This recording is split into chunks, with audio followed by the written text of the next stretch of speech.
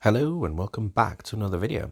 In this video we're going to be having another look at one of the Beastgrave warbands, because I've been really into the game recently. We're also going to be talking about Skaeths, Wild Hunt and their warband and giving them a bit of a review, as it is tradition. Before we begin, if you'd like to see more videos like this one, please hit the subscribe button and destroy the bell button so that you never miss an upload.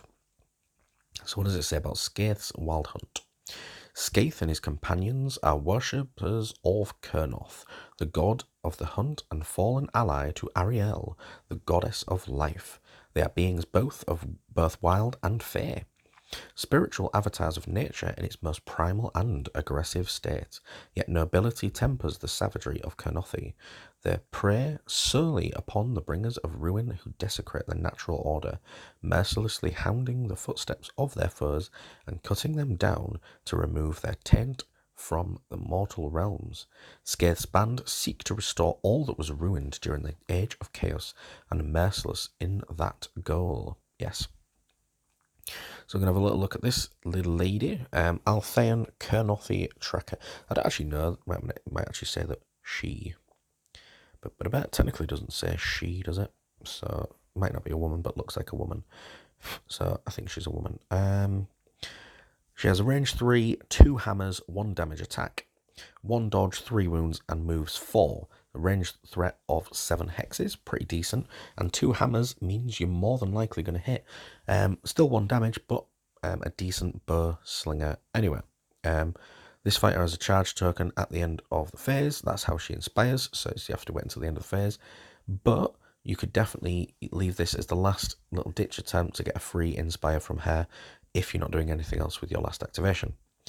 When inspired, she swings 2 hammers still. She has ensnare, and she has a free reroll defensively. So a good defensive bow lady. So you could get her on an objective, move her up to an objective with a movement of 5 when inspired.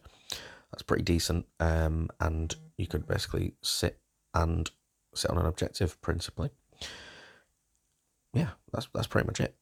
So let's have a little look on to this dude, which is Carthaean Huntcaller. So this guy is the spellcaster. He has range 1, 2 hammers, 2 damage, so decent damage, level 1 NVQ in spellcasting, 2 dodge, which is decent, and 3 wounds, 4 moves, so not exceptionally wound heavy, but he's not your leader, even though he's a spellcaster, so one of the few that do. He has an action, Hunting Horn. Put a horn counter on this card. When there is a horn counter on this card, reroll any number of dice in the next attack roll made for a friendly fighter's attack action, then remove the horn counter. So whilst similar to Grashnax, partially better, partially worse, because you get to pick when you get it, and you reroll any number of dice in the attack roll. So not just one. You get any number of dice, so if you roll in 3 dice, you get to reroll all those 3 dice again if you want to, but you still have to remove the Hunting Horn card. When inspired, however, he does 3 damage, moves 5, so not exceptionally better. He also doesn't have a spell attack, much like Grashnak, which is a bit annoying, but he becomes a level 2 NVQ wizard, so he will do better. So this guy is called, let's find his name, Legane Malkin. However, James likes to call him Snarf. I believe that's after Thundercats, so tell me in the comments down below if I'm right. It might be a really rude joke that I'm not aware of. Who knows? He has a range 1 attack, 2 daggers, does 1 damage. So not exceptionally great. The fighter cannot give an attack action upgrades and cannot hold objectives. He does move 5, has 1 dodge and 2 wounds, so he's one of the plebeiest ones, but you're mainly using him for support or to harass. And when inspired, of course, he has ensnare, swings 3 daggers, and has 2 dodge characteristic, and he moves 5, so he becomes better at killing lesser foes, and becomes more defensive. So he's not entirely pants, but I don't think he's that great in my opinion. So if you're going against him, don't be distracted by him entirely. And then we've got this dude who's like a satyr, basically like a beast man, effectively, isn't he? He's called Skaeths Kurnothi Trekker. He is also a hunter. He has the Skaeths. Know what that is. He has range 1, 2 hammers, 2 damage. So, of the plebs, he is the better, I believe, in the fact that he can do some damage. Yeah, pretty much. There's nothing to be said about that. 3 wounds isn't bad. Again, not to be sniffed at. So we'll have a little look. And then he gets cleave, and you can reroll 1 dice in defense. So both of you plebs have they're pretty good in defense. So you get a free reroll when inspired. That's pretty much it. And we've got the leader.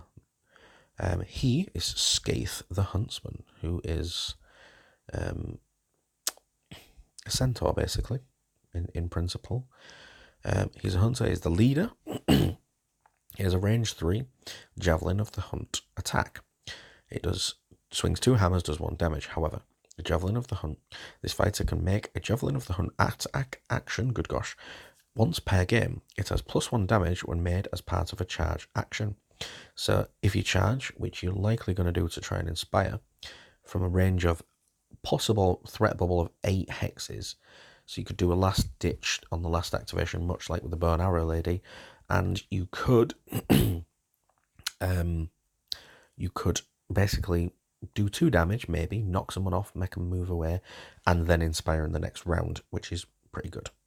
He has 5 move, 1 shield, so not the best, but not bad compared to some leaders with their 1 dodge characteristic, and 4 wounds, so pretty decent. He's a big model, so pretty cool.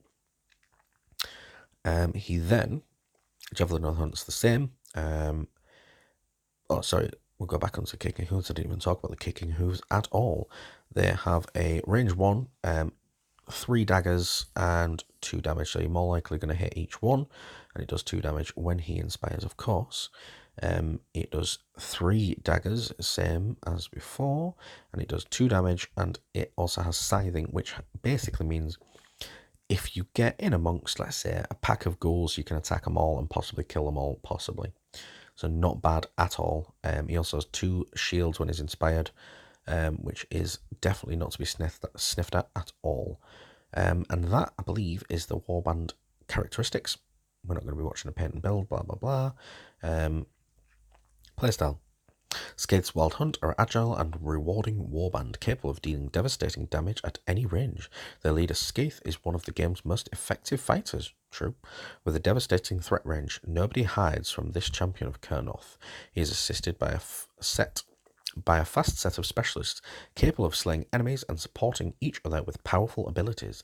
They're equally at home holding objectives as they are harrying their opponents with a wide variety of viable deck builds available.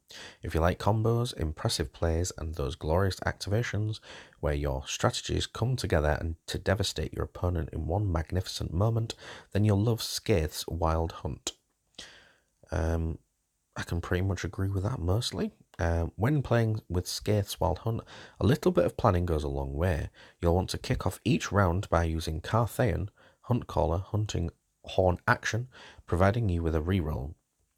Make sure that Skaeths Javelin Hunt, a deadly ranged attack action, when you know it's going to succeed. You can only make it once per game, while you won't be charging as much as possible to ensure your fighters are inspired. Be careful not to overexpose your fragile fighters early in the game. Before you've dealt with the deadliest enemy threats or after they've charged you, you can attack with relative impunity. True, I agree with that pretty much wholeheartedly, with the exception of there is an ploy where you can pick his spear back up and do another attack. Obviously, if you've got that early on, it could be cool, but you could pick it up the last thing. Anyway, principally, they are a good warband, and I think the Snarf model's probably the weakest of the bunch. I think she's a really good defensive bow lady, that one, and I think the other guy does a decent-ish damage, so he's quite defensive as well. Yes, these guys, I believe, are the better warband out of Greshnack's Despoilers, but if you entirely disagree, tell me in the comments down below. It'd be lovely to hear from you, and as ever, as always, thank you for watching, and see you again next time.